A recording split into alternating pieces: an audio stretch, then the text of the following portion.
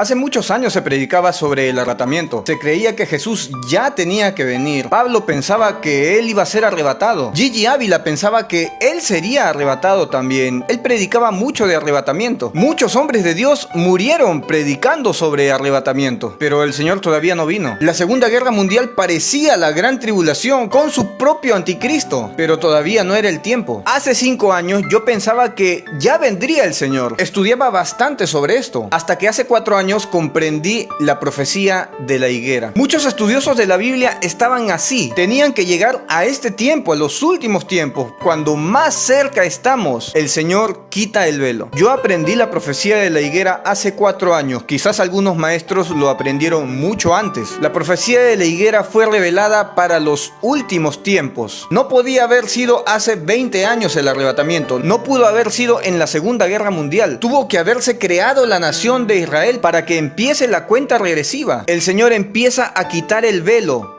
para los que están velando, para los que aman su venida. Ayer en la noche, mientras estudiábamos la palabra con mi hermano Moisés, detectamos algo poderoso en la vida de José, de los sueños. José viene a ser como sombra del Mesías. Fue vendido, despreciado por sus propios hermanos, igual que Jesús. José fue lanzado a un pozo y querían la túnica de José. Los romanos hicieron lo mismo con las túnicas de Jesucristo, las sortearon. José es coronado por el rey, por el faraón, y recibe a sus hermanos, les da abrigo, cobertura, protección a causa de la gran tribulación que vivían en ese tiempo, en hambruna. Así como José recibió a sus hermanos, Jesucristo recibirá también a sus hermanos. Mateo 12:50. Porque todo aquel que hace la voluntad de mi Padre que está en los cielos, ¿haces la voluntad del Padre? ¿Cuál es su voluntad? Que hagas de su Hijo Jesucristo tu Rey, tu Salvador, que Jesús sea tu base de enseñanza, tu base de vida. Si haces esto, entonces Él te dirá así: ese es mi hermano y hermana y madre. ¿Quieres ser llamado hermano de Jesús? ¿Su amigo? ¿Tienes esa intención en tu corazón? ¿O lo buscas solo por un interés? Juan 15:15. Ya no os llamaré siervos, porque el siervo no sabe lo que hace su Señor. Tú, al servir a Jesucristo, te haces un siervo, claro que sí. Estás a su servicio porque lo amas. Pero si verdaderamente lo amas, ya no serás llamado un siervo, porque el siervo no sabe lo que hace su Señor. Aquí hay dos grupos: el grupo de los que no saben lo que hace su Señor y el grupo de los amigos. Pero os he llamado amigos. Si el siervo no sabe lo que hace su Señor, entonces el amigo sí,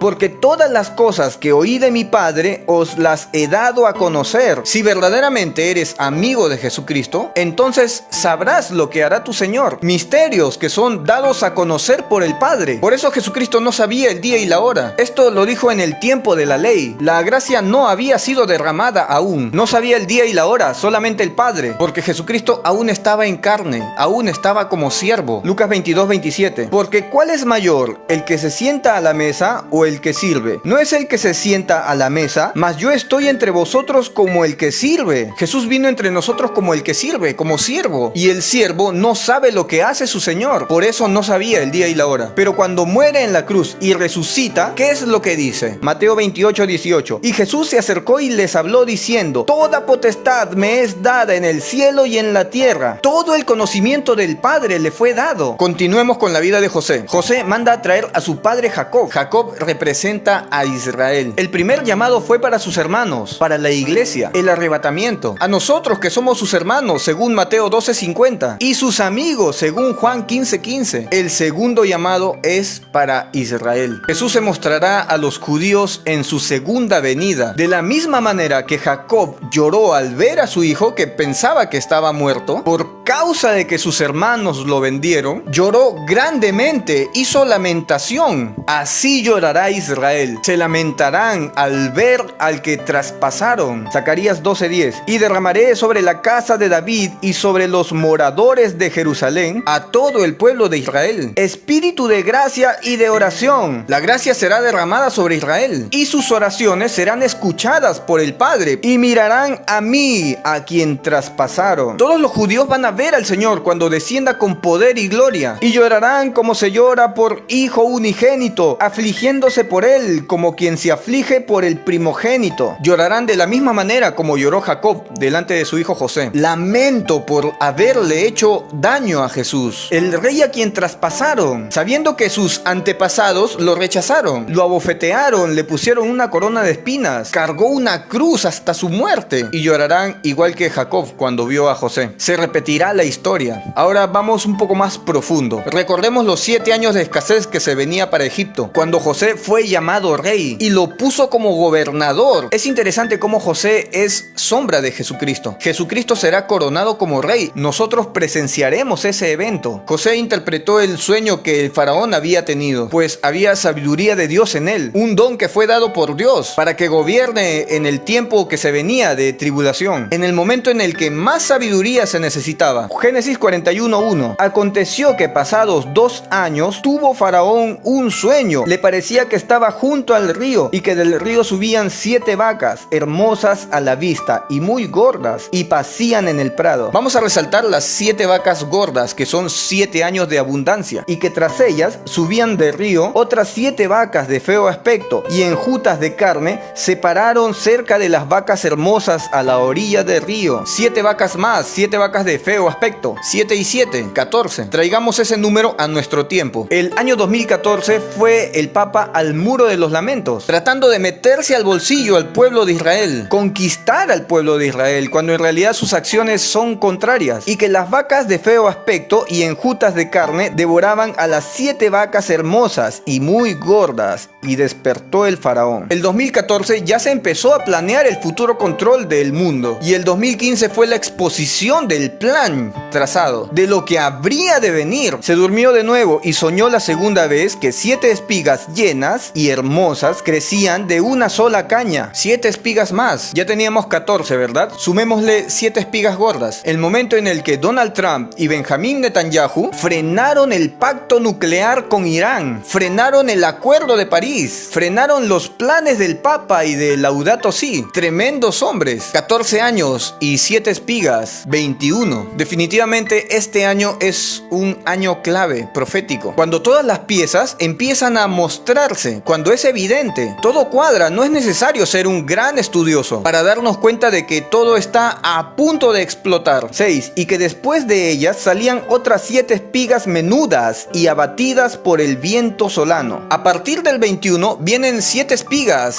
flacas, terribles, espantosas. Tuvieron que sacar a estos 2 hombres, sacar la piedra del zapato, la piedra del tropiezo, dejar libre el camino para que los planes continúen, y para que a ese 21 le sumen 7 años terribles, los 7 peores años del mundo. Y las 7 espigas menudas devoraban a las 7 espigas gruesas y llenas, y despertó el faraón, y he aquí que era un sueño. Toda la prosperidad de la tierra será consumida, absorbida, hasta dejarla seca. 7 años, 21 más 7, 28. 2028, un año que da 12, número de gobierno.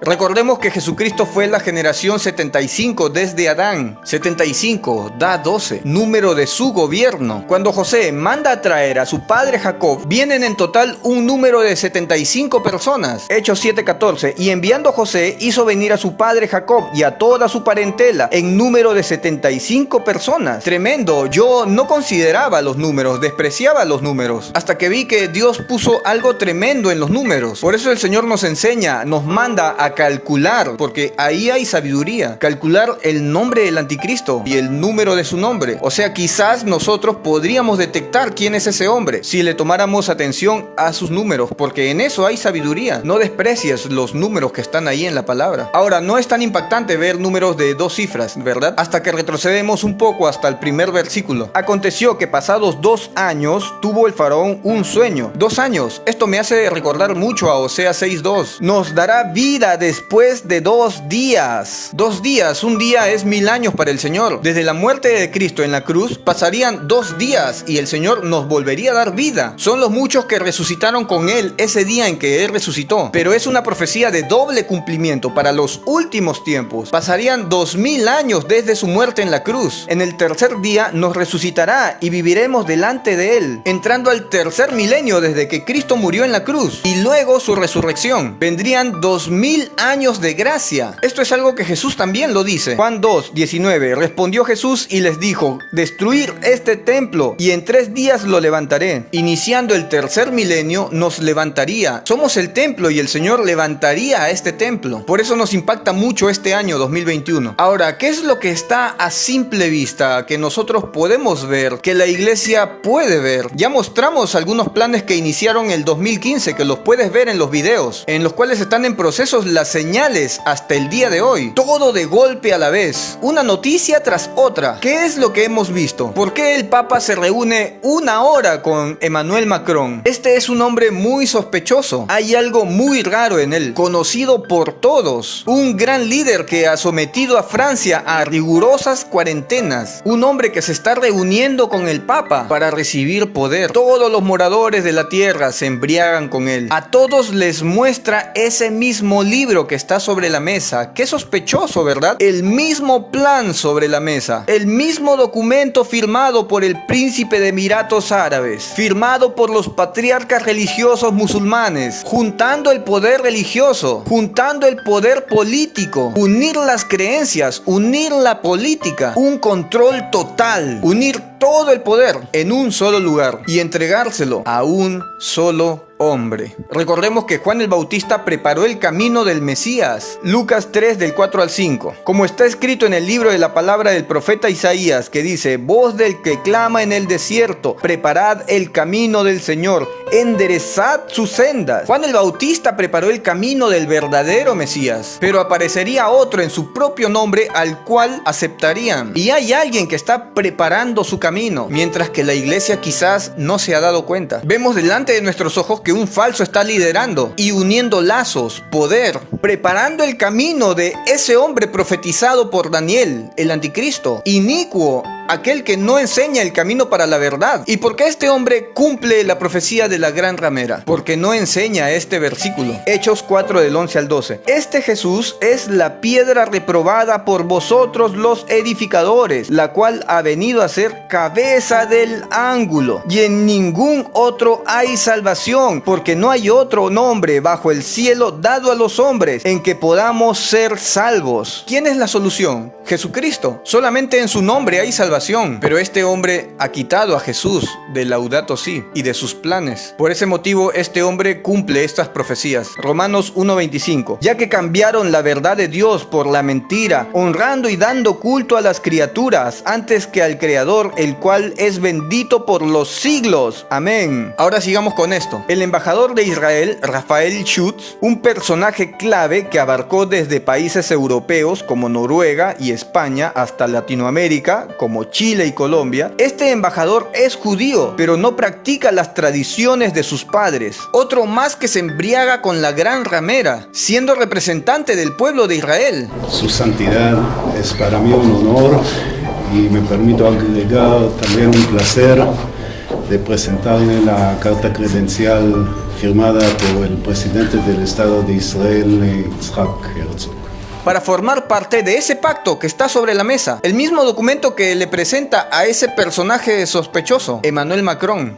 Documento sobre la fraternidad humana por la paz mundial y convivencia común. Este documento fue presentado al jeque representante enviado por el rey de Bahrein. Bahrein, siendo el mismo país que el 15 de septiembre del 2020 firmó el pacto abrámico con Israel. Algo que tendrá que cumplirse en semanas. Daniel 9:27. Y por otra semana confirmará el pacto con muchos. ¿Quién confirmará el pacto con muchos? Este pacto que el Papa está armando, reuniendo poder, confeccionando un documento que estará anexado al pacto de Abraham, que inició Donald Trump. Donald Trump y Benjamín Netanyahu debieron ser quitados para que todo el poder y autoridad le sea entregado a un futuro gobernante, a la bestia. Apocalipsis 17:13. Estos tienen un mismo propósito y es entregar su poder y su autoridad a la bestia. iglesia. Ellos tienen un mismo propósito. ¿Qué es lo que falta? La cereza del pastel. La iglesia está a punto de ser llevada. Segunda de Tesalonicenses 2. Y ahora vosotros sabéis lo que lo detiene, a fin de que a su debido tiempo se manifieste. ¿Se manifieste quién? El anticristo. ¿Quién detiene la manifestación de ese anticristo? La iglesia. Porque ya está en acción el misterio de la iniquidad, solo que hay quien al presente lo detiene. ¿Quién lo detiene? La iglesia. Hasta que él a su vez sea quitado de en medio. ¿Quién tiene que ser quitado de en medio? La iglesia. Y entonces se manifestará aquel inicuo, a quien el Señor matará con el espíritu de su boca y destruirá con el resplandor de su venida. Para que este hombre se manifieste, la iglesia tiene que ser quitada. En cualquier momento se manifiesta ese hombre. Y la iglesia aún está aquí. Ya nos vamos. Inicuo, cuyo advenimiento es por obra de Satanás, con gran poder y señales y prodigios mentirosos, y con todo engaño de iniquidad para los que se pierden. Tiempo pasado. Aún estamos en el tiempo pasado. No permitas que esto pase y tú te quedes aquí. Por cuanto no recibieron el amor de la verdad para ser salvos. Por cuanto no recibiste el amor de la verdad. Tiempo pasado. Aún estamos en el tiempo pasado. En el tiempo de la gracia. Lava tus vestiduras con el amor del Señor Jesucristo, con su sangre preciosa. No la quieras lavar con la ira del Señor. Por esto Dios les envía un poder engañoso para que crean en la mentira. Muchos cristianos caerán en la mentira, en todos estos planes de paz y seguridad. Se van a tragar el cuento, a fin de que sean condenados todos los que no creyeron a la verdad, sino que se complacieron